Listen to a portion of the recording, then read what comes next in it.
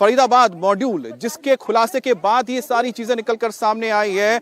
बताया जा रहा है वहां से जो विस्फोटक मिले थे, वो विस्फोटक एक दो दिन नहीं बल्कि करीब 30 से 40 दिन पहले आना शुरू हो गए थे और उन्हें अल फलाह यूनिवर्सिटी है वहां से महज 4 किलोमीटर की दूरी पर ही रखा गया था। अनामिका हमारे साथ जुड़ी हुई है। अनामिका, अल फलाह यूनिवर्सिटी एक बहुत बड़ा सेंटर निकलकर सामने आया है जहां से पूरा फरीदाबाद मॉड्यूल कनेक्टेड नजर आ रहा है।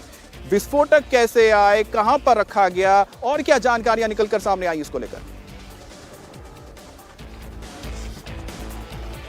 बिल्कुल अमित, जो अल फलाह यूनिवर्सिटी है वहाँ से ही ये तार, तीनों के तार जुड़ रहे हैं। लेकिन जब ये लाल किला पे ब्लास्ट हुआ तो बहुत बड़ा धमाका हुआ था। उसके बाद सवाल यही बना हुआ था कि किस तरीके के विस्फोटक का इसमें इस्तेमाल हुआ है। जिन लोगों की इस ब्लास्ट में मौत हुई, उन लोगों का जब पोस्टमार्टम किया गया तो उसकी रिपोर्ट हमारे पास आई है। हमें बताया गया है, डॉक्टर्स ने हमें बताया है जिन्होंने पोस्टमार्टम किया है, कि शवों पर स्प्लिंटर या कोई पारंपरिक विस्फोट के ट्रेस नहीं मिले हैं। यानी कि एक बहुत मॉडिफाइड एक तरीके का विस्फोट बनाया गया था, जिसकी वजह से छोटी जगह पे बहुत बड़ा धमाका हुआ था, जिससे पूरा लाल किला, चांदनी चौक दहल गया था। ये एक बहुत बड़ी जानकारी डॉक्टर्स ने दी है कि पारंपरिक विस्फोट का इस्तेमाल नहीं किया था, एक नया एक विस्फोटक बनाया गया था जो कि इतना तेज था कि अगर वो जब फूटा तो केवल 100 मीटर की ही दायरे में इतना बड़ा विस्फोट हुआ कि लोगों को कुछ दिखाई देना बंद हो गया, कुछ सुनाई देना 2 मिनट तक बंद हो गया। ये भी बताया गया है कि जिन लोगों की इन पे मौत हुई है उनके जो फेफड़े हैं वो फटे हैं, ऊपर के जो चीथड़े उड़ गए, उनके जो ऊपर का शरीर है उसके चीथड़े उड़ गए। अब लेकिन जो जांच एजेंसी है वो अभी भी इस विस्फोट की जो है आगे फॉरेंसिक लैब में जांच कर रही है और ये पता लगाने की कोशिश की जा रही है कि किस तरीके से जो ऐसा विस्फोटक बनाया। बिल्कुल अनामिका, जाहिर सी बात है कि इन्वेस्टिगेशन अभी चल रही है और इन्वेस्टिगेशन के बाद जब तथ्य निकलकर सामने आएंगे, और आपको बता दें कि आज शाम तक हो सकता है कि एफएसएल की रिपोर्ट भी सौंप दी जाएगी, जिसके बाद और भी बहुत विस्तार से इस बारे में जानकारी मिल जाएगी कि आखिरकार विस्फोट के पीछे कौन से केमिकल का इस्तेमाल किया गया था। कुमार सोनू, लेकिन जो सबसे अहम चीज है यहां पर वो है जो रेकी की गई थी, जो डॉक्टर उमर और डॉक्टर मुजम्मिल ने रेकी की थी, वो लाल किले के इलाके से पहले गुजर चुके थे, उनका प्लान था। लेकिन आखिरकार क्या ये तत्परता थी पुलिस की, एजेंसीज की, जिसकी वजह से वो अपने इस मंसूबे में कामयाबी हासिल नहीं कर पाए और 26 जनवरी को वो लाल किले में विस्फोट नहीं कर पाए? देखिए अमित, सिर्फ एक जो बात मैं कह रहा हूं, अगर आप उसकी कल्पना मात्र कर लें तो आप सहम जाएंगे कि 2900 किलो विस्फोटक, 20 टाइमर, 20 बैटरी, आईईडी बनाने का मटेरियल, असॉल्ट राइफल और पिस्टल और उनके जिंदा कारतूस, मैगजीन। अगर ऐसे में इनको इन सब सामान को के साथ जो है आईईडी जो है एग्जीक्यूट कर दिए जाते और प्लांट कर दिए जाते तो आप सोचिए मंजर जो है कितना जो है डरावना हो सकता था। लेकिन ये जांच एजेंसियां, जो पुलिस है, उनकी ही सतर्कता थी, उनकी ही तत्परता थी, उनकी ही इंटेलिजेंस थी कि ये पूरा एग्जीक्यूट करने से पहले पूरे सारे जो विस्फोटक थे उसको जो है पुलिस ने बरामद कर लिया। बरामद ही नहीं किया बल्कि सुरक्षित जो है उसको कर लिया। इसके साथ साथ जो हथियार थे वो बरामद कर लिए। जो पूरा डॉक्टर्स का एक पूरा नेक्सस था उसका भंडाफोड़ कर दिया। उसके साथ साथ जो पूरा डॉक्टर्स का गैंग था उसकी गिरफ्तारी जो है सुनिश्चित कर दी। अब मैं फिर कह रहा हूं कि अगर ये लोग अपने मंसूबों में कामयाब हो जाते तो शायद आप यकीन कीजिए कि इससे डरावनी तस्वीर नहीं हो सकती थी। लेकिन पुलिस एजेंसियों के चौकन्ना रहने की वजह से जो है ये पूरे नेक्सस का भंडाफोड़ हुआ। इतने बड़ी संख्या में हथियार मिले, साथ ही साथ इतनी भारी मात्रा में विस्फोटक मिला।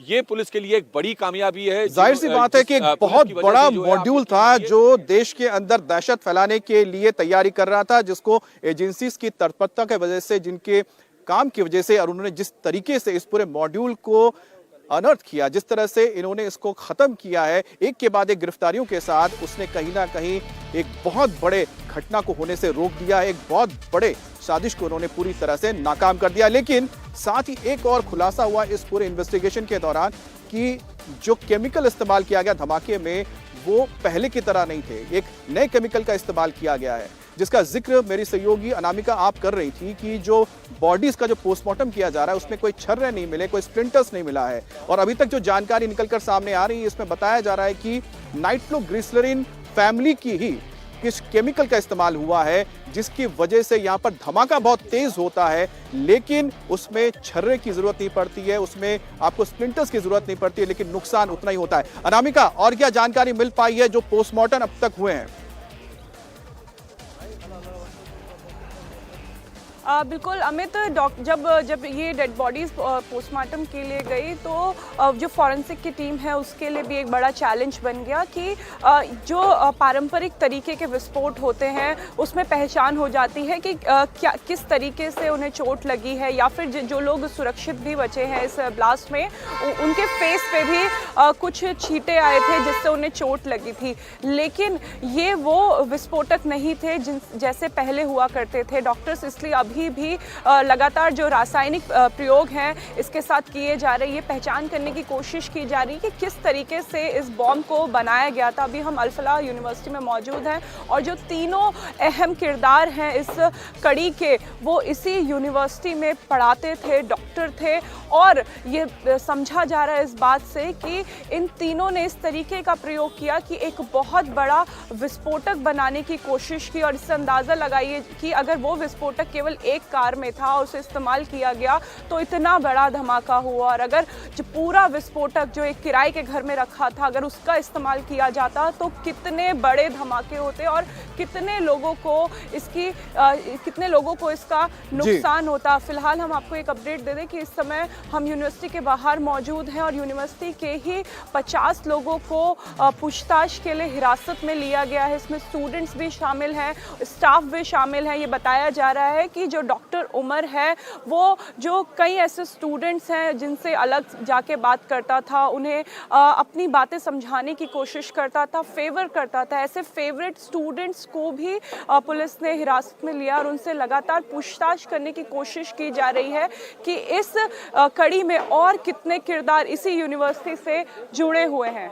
अमित जी, अनामिका एक बार फिर से कंफर्म कर दीजिए, आप कह रही हैं कि अल फलाह यूनिवर्सिटी के 50 लोगों को इस वक्त पुलिस ने पूछताछ के लिए डिटेन किया, हिरासत में लिया है, और ये कौन लोग हैं?